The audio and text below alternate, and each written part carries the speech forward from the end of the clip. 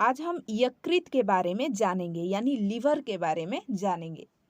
Liver के बारे में पहले आपको याद रखना है कि यह मानव शरीर की सबसे बड़ी ग्रंथि है। यदि पूछा जाए मानव शरीर की सबसे बड़ी ग्रंथि कौन सा है तो वो है आपका लीवर।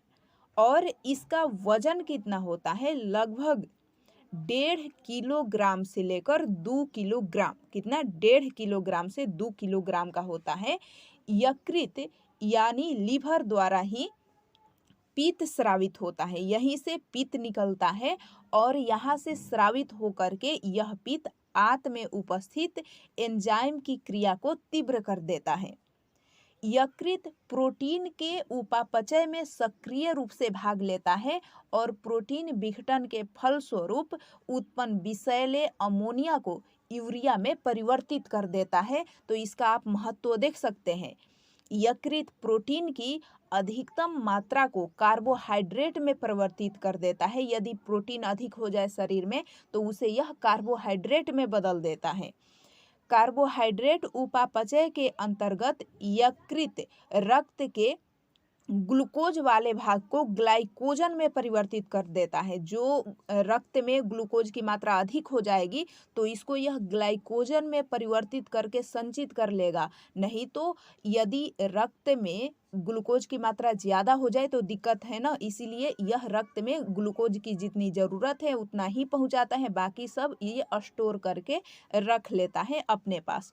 तो ग्लूकोजन के रूप में और संचित पोषक तत्वों के रूप में इसे यकृत में ही यकृत कोशिका में संचित कर लेता है।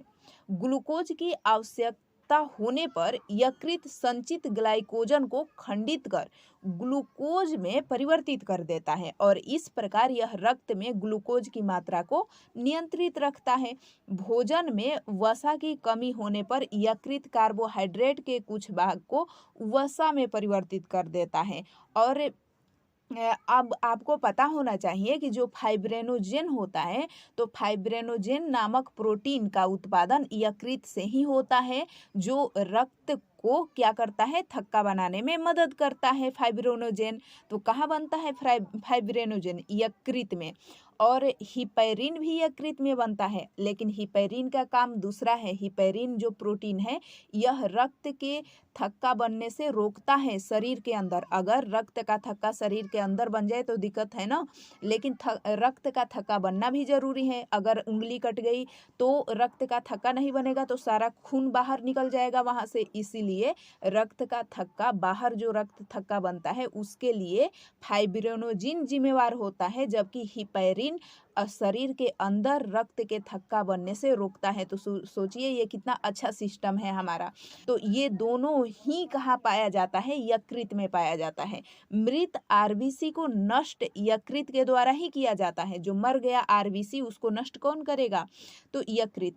यकृत थोड़ी मात्रा में लोहा, तांबा और विटामिन को भी संचित करके रखता है। शरीर के ताप को बनाए रखने में मदद करता है और भोजन में जहर देकर मारे गए व्यक्ति की मृत्यु की पहचान कैसे की जाती है? यकृत के द्वारा ही। यकृत एक सुराग होता है।